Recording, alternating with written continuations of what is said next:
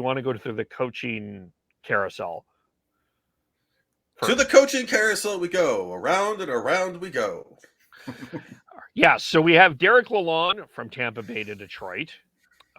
Jim Montgomery from St. Louis to Boston, which incidentally, Craig McTavish, now an assistant coach in St. Louis, replacing Jim Montgomery, who had now have Peter Chiarelli, Craig McTavish, and one other former Oiler in that organization. Paul Maurice went to Florida. Rick Bowness went to Winnipeg. And in the most disastrous move of this entire offseason, after over 2 months of a GM and a head coach search, and after pretty much everyone has hired a head coach in the National Hockey League, the San Jose Sharks thought July 1st would be the right day to fire Bob Boughner and the San Jose staff because they felt that the new general manager would want to bring in a new head coach.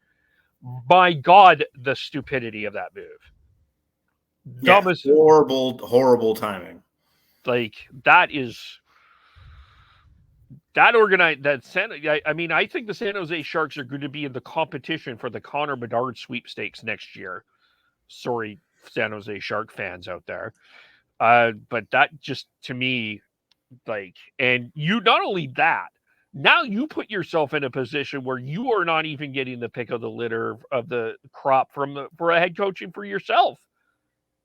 Because everyone else is hired. I would hope that was more of a knee-jerk decision, because if you planned that really shows incompetence. But even as a knee-jerk reaction, that's still questionable as shit.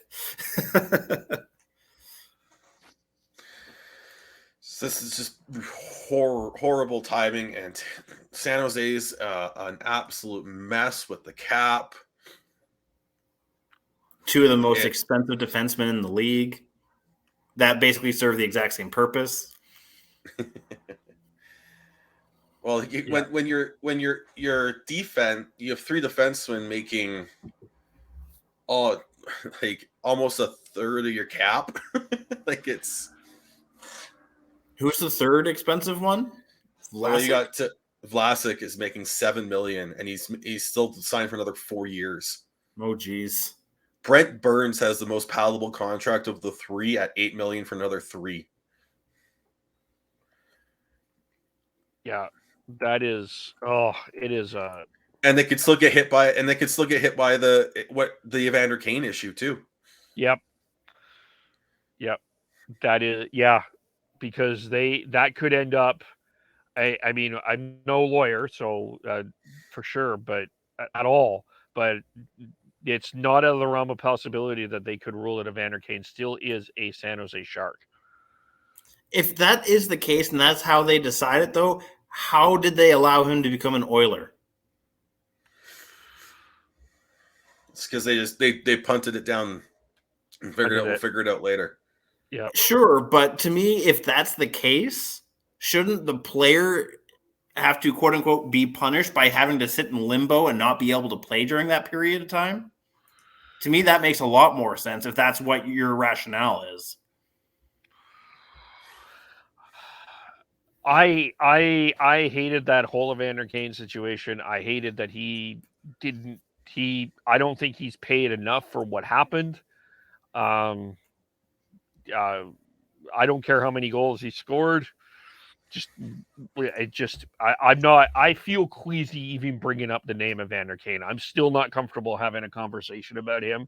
I don't think that this was dealt with near good enough from a hockey perspective, and that's just for me.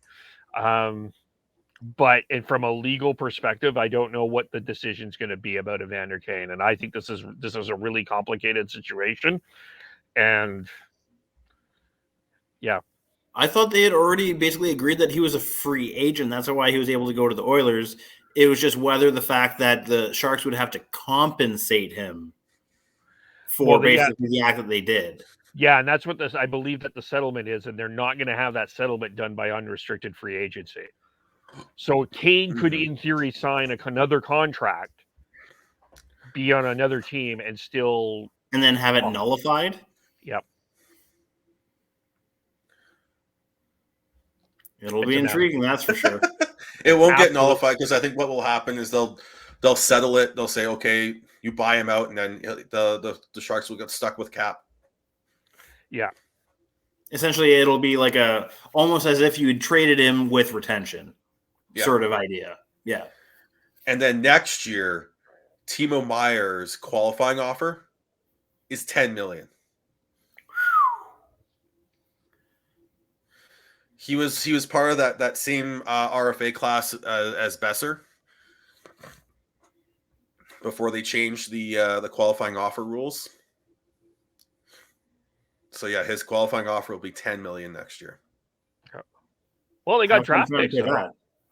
They got draft picks coming. They've got lots of draft picks. So Well, they'll need more. yeah. And they got Thomas Hertl at 28 for 8 more years. And Logan Couture signed for another 5 years, and he's 33. Yeah. Couture's 33 already. Wow. Where has the time gone? Yeah.